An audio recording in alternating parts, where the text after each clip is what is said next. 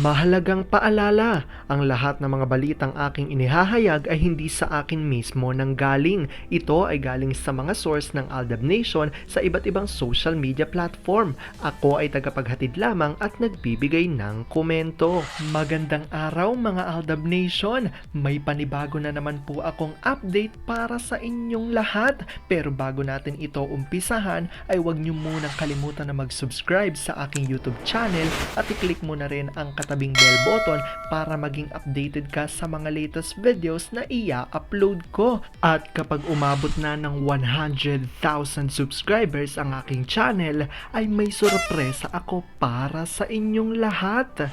Alam kong excited na kayo, kaya naman ngayon, umpisahan na natin ang ating kwentuhan. Ang pag-uusapan natin ngayong araw na ito kung saan ang di umano'y anak ni na Alden at Meng inexpose na ng mga Mendoza. Yaya Pepe at pating dalawang kapatid ni Meng spotted na kasama ang Maychard baby at karga-karga pa nila ito. Mag-inang Maychard spotted rin dito. Gaano nga ba ito katotoo at may sapat nga bang ebidensya makakapagpatunay rito? Well, alam ko pong gustong-gusto niyo na yang malaman, pero bago yan, ay bibitinin ko muna kayo ng kaunting-kaunti lamang kung saan magbasa muna tayo ng mga nakakatuwang post ni My name is Theo01 sa Twitter. Kaya naman wag na natin patagalin pa. At sabi niya sa kanyang tweet, Ma, ganito na lang palagi. Bisi-bisihan ka pag tinatawagan kita. Pero alam mo din na marami akong inaasikaso lalo ng mga bata. Sabi mo din na susunod ka, masaya ka naman diyan, magfo-focus na lang ako sa mga bata. Hindi ka susunod, malaki ka na. Pero sinabi mo sa akin na susunod ka, nagbago na ang isip ko. Ma, ano? Ma, hindi ka talaga susunod? Ayoko nga, uuwi ako mamaya. Yung trabaho mo, feeling VIP ka porket isa ka sa bida. Wala akong pakialam. Magtrabaho ka na lang ng maayos diyan at magpapaka-BF ka sa LL mo. Yan ang issue mo.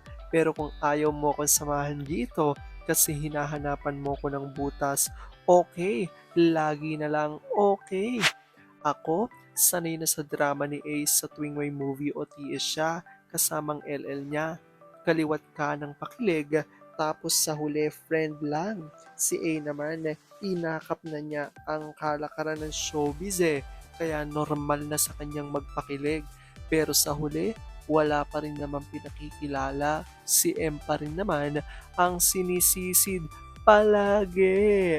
Alam kong tuwan-tuwa ako sa ating binasa pero may pag-uusapan na natin ang ating main topic. Oops, wait lang, saglit lang to. May ipapaalala lang ako para sa mga bago pa lang sa aking channel. Huwag niyong kalimutan na mag-subscribe sa aking YouTube channel at i-click niyo na rin ang notification bell para lagi kayong updated sa mga latest videos na ia-upload ko at para maging parte na rin kayo ng aking Fanatics channel family. Well, alam kong super excited na kayo sa ating kwentuhan, kaya naman dumako na tayo sa ating main topic. Gaano nga ba katotoo na ang di umano'y anak ni na Alden at Meng ay in-expose na ng mga Mendoza? Yaya Pepe at ang dalawang kapatid ni Meng spotted na kasama ang Maychard baby at karga pa nila ito. Mag-inang Maychard spotted rin dito. Gaano nga ba ito katotoo at may sapat nga bang ebidensya makakapagpatunay rito? Well, alam kong super excited na kayo malaman yan kaya naman wag na natin patagalin pa. Unang-una na nga dyan ay galing sa tweet ni Larry 1973 at ayon sa kanya, dahu si mestisong baby na karga ni Kurikupit, hindi kulot at pango gaya ng Katalan at anak ni Nico kay Leftover. Hindi rin si Kali nila Mike at Colleen. Hay, ewan ko sa inyo. Basta may kamukha siya, Aldab pa rin. At ito nga ang sagot ni JN Lo at ayon sa kanya, those tisoy tisay babies, given their looks, parents' popularity and wealth, will be the envy of their cousins and other relatives. Ia-isolate pa yan at pagtutulungan. Ganyan ang ugali ng mga Pinoy. Pag nakakaangat, ini-snob. defense mechanism for their inadequacy. At sagot ni Larry 1973, stand out ang Fulkerson kids in all aspects, but the way Theo describes Playmate, hindi ito pushover at likas na palaban, hindi magpapaapi kanino man, which I think it's great. At itong pa nga ang sagutan ni JN Low at Larry. Kung sa magkakapatid may sibling rivalry, hindi malayong mangyari yan sa next generation Mendozas. Also glad its playmate was palaban. Hindi mo yang gaano may expect sa boys. Walang masyadong inggitan sa kanila. Sa girls matindi, basing it from my own experience.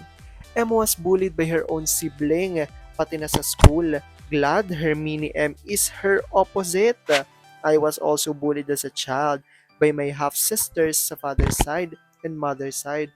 But when I grew up at nagkapakpak, hindi na nila ako kinaya. Tiklop sila lahat sa akin. Mas lalo na kay M. Walang pamana sa kanya her older siblings. Sila now ang yumuyuko. Yumuyuko po ba? Tinkering her social media accounts para mababoy at mapako sa sarswela is not a sign ng pagyuko. Kahit sabihing pinaubayan na ni M all her social media accounts sa management at siblings niya, the damage on her name ay nakatatak na. Maybe hanggang sockmid na lang and M know the reason why. It's their jobs now. Pero pag sila-sila na lang, palagay mo papayag na si A ibuli si M?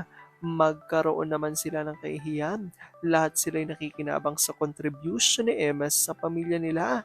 Kapag nadikit kay Marge, so na magaling mambudol na budol nga ang buong Mendoza, mawawalang hiya at konsensya, wondering kung sino nagpapasweldo kay Marge. So, bankrupt na ABS-CBN at AAA, we are missing something. At ito nga kalakip na litrato kung saan nakasulat dito sino yung baby na karga ni Kuri Kupit. At ito nga po, makikita natin sa litrato na ito nga ay latest photo ni Meng na kasama ang kanyang mga kapatid at ang kanyang yaya na si Yaya Pepe na kilalang kilala ng lahat ng mga Aldab Nation. Ngunit palaisipan nga sa ilan sa mga Aldab Nation kung sino raw ang baby na ito na karga ng isa sa kapatid ni Meng dahil ayon sa kanila hindi naman daw ito anak ng kanyang mga kapatid. Kaya naman syempre naisip ng mga Aldab Nation na malamang sa malamang ay anak nga raw ito ng May Chard. At makikita naman talagang marami sa inyo, alam ko sigurado'y natuwa dahil inyo nga itong nasilayan. Kahit wala mang kumpirmasyon kung ito nga ay anak di umano ni na Alden at Meng, syempre patuloy ang pananalig at paninindigan. Malakas ang paniniwala ng mga Aldab Nation na itong araw ang di umano'y anak nga ni na Alden at Meng.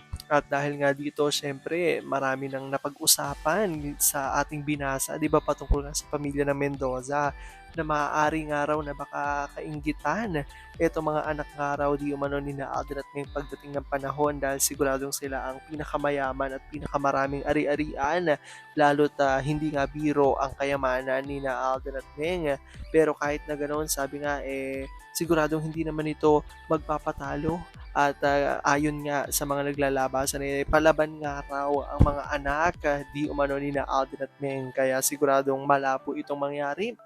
Pero dahil nga dito, talagang masaya ang mga Aldab Nation, lalo sa social media, na nasilayan nga nila ang bata na ito na paniniwalaan nga na ito nga raw talaga ay ang anak nga raw ng May Chard. Alam kong dahil dito ay masayang masaya din kayo. I-comment down below nyo kung kayo ba ay naniniwalang ito nga ang di umano'y anak ni na Alden at Meng at kung good vibes nga bang hatid sa inyo ng balitang ito. Alam kong dahil dito marami sa inyo mas lalo ngayong kumakapit at naninindigan ng Aldab May Chard for today's video. Pero sabi nga natin na kahit ano pa man na magdesisyon ni na Alden at Meng sa kanilang buhay, karera at buhay pag-ibig ay kailangan natin sila supportan, kailangan natin itong tanggapin ng buong buo dahil yun ang kanilang deserve. At yan ang aking update for today's video. Maraming salamat sa panonood at pagtapos sa videong ito. Kung nakapag-subscribe ka na, welcome sa Fanatics Channel family. Kung hindi pa naman, huwag ka nang mahiya. Mag-subscribe ka na. Pindutin mo na yan. I-click mo na rin ang katabing bell button para makatanggap ka ng notification kapag may bagong update para sa iyo. Para naman sa parte na ng aking pamilya, punta lang sa aking channel at i-click ang videos para mapanood mo at malaman mo pa ang mga nakaka-good vibes at nakakakilig na fresh news about Maychard. Muli, ako ho ang inyong lingkod na patuloy na maghahatid ng good vibes every day. Thank you mga Aldab Nation. Ingat!